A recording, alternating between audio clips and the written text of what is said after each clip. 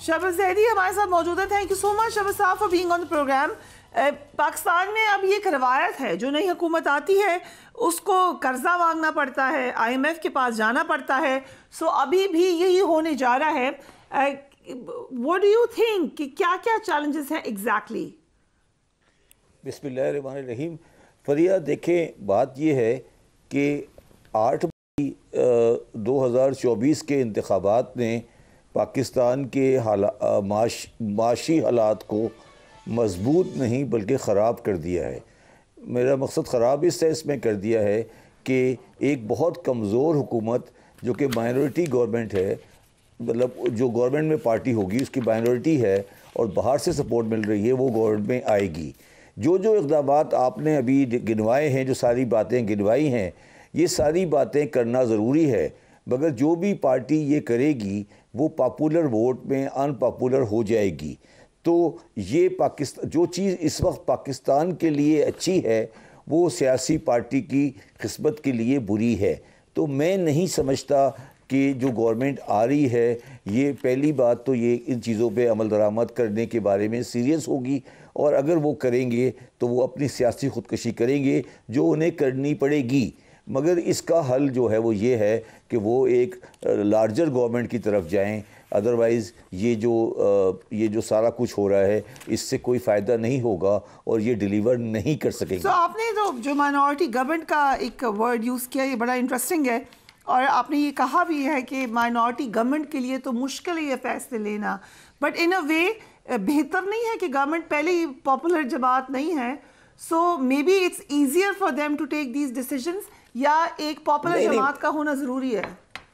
नहीं, मेरा सवाल ये नहीं है। मेरा सवाल ये है कि वो ऑलरेडी असेंबली में उनके पास मेजॉरिटी नहीं है, और उनको ये भी पता है कि आज नहीं तो कल उनको दोबारा इलेक्शन में जाना है, और जो भी इक़दामात अब वो करने जा रहे हैं वो सारे स्टेप पाकिस्तान के आम आदमी पे इफ़ेक्ट इस तरह करेंगे कि सियासी पार्टी, जो सियासी गवर्नमेंट होगी, वो अनपॉपुलर हो जाएगी। तो मैं सिर्फ ये इसको आसान अल्फाज में ये कह सकता हूँ कि ये कांटों का ताज है, और जो भी इसको पहनेगा, जो शहबाज शरीफ पहनने जा रहे हैं, मेरे हिसाब से वो गलती कर रहे हैं और उनको नेशनल गवर्नमेंट बनानी चाहिए। वो अपनी सियासी मौत की तरफ आगे बढ़ रहे हैं। अच्छा, नेशनल गवर्नमेंट तो आपने पहले भी कहा था, एंड टॉकिंग को शहबाज शरीफ साहब, वो तो आई कैन अश्योर यू वो he is looking forward to making this government. So कोई ना कोई प्लान शायद उन्होंने सोचा हो, लेकिन मेरे फरिया मेरी बात सुने, ये जो आप लोगों ने प्लान सोचा हो कोई तो नहीं आ रही ना, सारी चीज़ें हमारे सामने हैं, कारकर्दगी भी उनकी हमारे सामने है सब। तो ये जो आप लोग बात करते हैं कि प्लान सोचा होगा, वो ये करेगा, ये सारी बातें करना आप छोड़ दें, ये रेलेवेंट है। मतलब नज़र आ रहा है ना, उसमें कोई भी आ जाए, वो किसी के बस का नहीं है। मतलब ये जो हम एक परसेप्शन लेके चलते हैं कि उन्होंने कोई प्लान सोचा होगा, वो बड़े मेहनती आदमी हैं, उनके पास कोई ऐसी अलादीन का चिराग है जिससे वो सही करेंगे। क्या चीज़ आपके सामने पाकिस्तान में आज तक सही हुई है जो वो सही करने जाएंगे? तो ये पहली दफ़ा गवर्नमेंट में आ रहे हैं क्या? वो पहले कभी गवर्नमेंट में नहीं रहे क्या? पहली गवर्नमेंट उनकी नहीं थी? तो आप क्या बातें करेंगे? सोचा होगा और वो आ रहे हैं और वो कुछ करेंगे, एक अलादीन का चिराग आएगा जो वो सही करेंगे, ये बेकार की बातें हैं, इनसे हम क्यों टाइम ज़ाया कर रहे हैं? जो स्ट्रेट फॉरवर्ड बात है वो ये कि IMF के पास आपने जाना है, IMF से बात करनी है, ये भी इसमें भी कोई दो राय नहीं है। अगर आप गवर्नमेंट नहीं भी बनाए तो भी जाना है। लेकिन ये बताएं कि कौन से लोग, does it make a difference कि आपका फाइनेंस मिनिस्टर कोई ऐसी शख्सियत हो जो बेहतर नेगोशिएट करे? फरिया मेरी बात सुने, नेगोशिएट तो वो कर सकता है ना जिसके पास कोई बाइंग पावर हो, जिसके पास कुछ दिखाने के लिए हो, जिसके पास कुछ करने के लिए हो। आप किस दुनिया में बात बैठे हैं? आप क्या बात कर रहे हैं कि नेगोशिएशन पावर, अच्छी पोजीशन, ये क्या चीज़ें हैं जो हम बात करने जा रहे हैं? कौन कि मैं अच्छा नेगोशिएट कर सकता हूँ, मैंने पास में किया है, मैं ये करता हूँ, ये सारी बातें फरिया आप छोड़ दें, ये सब इररिलेवेंट है। मिफ्ता इस्माइल साहब के इसहाक डार बेहतर नहीं है, सो ये भी गलत। देखिए, मैं अभी सब चीज़ों में इंटरेस्टेड नहीं हूँ ना, इनके बारे में बात कर जाता हूँ। ये सारे अल्फाज हैं, ये सारी चीज़ें, इनका कोई मकसद नहीं है कि जी नेगोशिएशन ऐसी होनी चाहिए, वैसी होनी चाहिए। ओ भाई, नेगोशिएशन जो है वो ऑलरेडी ड्राफ्ट तैयार पड़ा है, आपने जाके साइन करना है, इस पर ऐसी कौन सी रॉकेट साइंस? ऑलरेडी ड्राफ्ट बना हुआ है। और क्यों आपके ख्याल में नहीं बना हुआ क्या? उसमें क्या चीज है ऐसी, जो ऐसी कौन सी चीज है ऐसी जो नहीं आने वाली है, मुझे बता दे जरा। सो आप कह रहे हैं कि मोर और लेस उसी किस्म की नेगोशिएशन बार्गेनिंग प्रोग्राम वही? नेगोशिएशन नहीं है, नेगोशिएशन नहीं है, ये यूनिलैटरल है, मतलब एक तरफा है। नेगोशिएशन वहाँ होती है जब दोनों पार्टी स्ट्रांग होती हैं।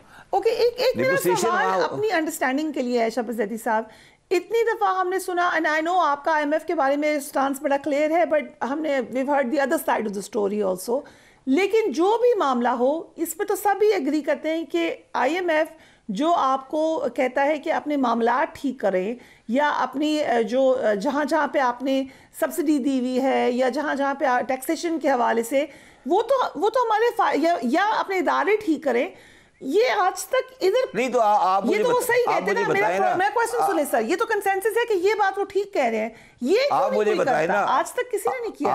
आप मुझे बताए ना कि केयर टेकर गवर्नमेंट आई थी, उनके पास मैंडेट था कि स्टील मिल और PIA को भेज दें, बड़ी बड़ी बातें करते थे फवाद साहब, क्या किया अभी तक? So what is the issue? कुछ ना कुछ तो होगी ना कंस्ट्रेंट, क्या रीजन क्या है?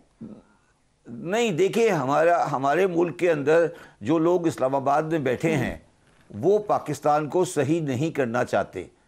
क्यों नहीं करना चाहेंगे? उनका स्टेक पाकिस्तान में नहीं है, वो अपनी तस्वीरें खिंचवाना चाहते हैं, उनको पाकिस्तान का पता नहीं है, वो सिर्फ गैलरी पे खेलते हैं। मैं आपको बिल्कुल साफ कह रहा हूँ, गैलरी पे खेल रहे हैं। शहबाज शरीफ साहब, मरियम नवाज साहब एक गैलरी पे खेल रहे हैं, मीडिया के लिए खेल रहे हैं, बड़ी बड़ी बातें कर देते हैं, ये होगा, ये करेंगे, वो करेंगे, ये बेकार की बातें हैं। पाकिस्तान बड़ी तेज़ी से माशी इन्हितात की तरफ जा रहा है और ये मुल्क माशी तौर पे तबाह हो रहा है। केयर टेकर गवर्नमेंट जो बड़ी कंपैरेटिवली बेहतर गवर्नमेंट थी, वो भी वो काम नहीं कर सकी, ना वो रिटेलर को हाथ डाल सके, ना वो प्राइवेटाइजेशन कर सके, ना वो डिस्को को प्रोडाइज कर सके, ना कोई कमिटमेंट नज़र आ रही है। तो ये फरिया, आप लोग किस दुनिया में बैठे हैं? हम कराची में आपसे दूर बैठे हैं, तो हम बड़े खुशकिस्मत हैं कि आपकी हवाएं हमें नहीं लगती। So, आप ये कह रहे हैं कि मुआहदा पड़ा हुआ है, it's unilateral, we will just sign it. अब मुझे जरा मंजरनामा बताएं, होगा क्या? इन्फ्लेशन किधर होगी? कुछ भी नहीं होगा। देखिए, कुछ भी नहीं होगा, ये सिर्फ ये आपस में लफाजी होती रहेगी। इमरान खान साहब इलेक्शन के रिज़ल्ट के ऊपर गुफ्तगू करते रहेंगे, असेंबलियों में मारधाड़ होती रहेगी और ये चलता रहेगा, उल्टे पुल्टे केसेस चलते रहेंगे और पाकिस्तान की आवाम इन लोगों के हाथों बेवकूफ़ बनती रहेगी और ये बिला वजह की गुफ्तगू होती रहेगी। सो आपने, and I am privy to this, I am witness to this, कि आप बारहा कह चुके कि इलेक्शन का कोई फ़ायदा नहीं है। मेरे प्रोग्राम में भी आपने कई दफ़ा कहा है।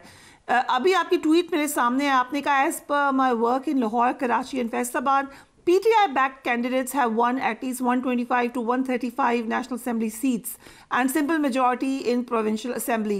क्यों आपका मौक़िफ़ ये है कि रिज़ल्ट वो नहीं था जो असल में था? आपको क्या यही खदशा था जो आप इलेक्शन के ख़िलाफ़ थे, या कोई और रीज़न थी? देखिए, मैं बिल्कुल यही खदशा था। मैंने 125 जो लिखा है ये कम लिखा है, मेरे हिसाब से वो 125 से ज़्यादा सीटें जीत चुके हैं। आपने उनको ख़राब करने की कोशिश की। हमारी अदलिया ने एक गलत फ़ैसला दिया जिससे उनको इलेक्टर सिंबल नहीं दिया गया, मगर उन सब चीज़ों के बावजूद भी अवाम ने सिस्टम के ख़िलाफ़ वोट दिया है। अवाम ने ये कहा है कि हमें ये सिस्टम कबूल नहीं है, वो ये शक्लें देखना नहीं चाहते। क्यों नहीं हम इस बात को समझते?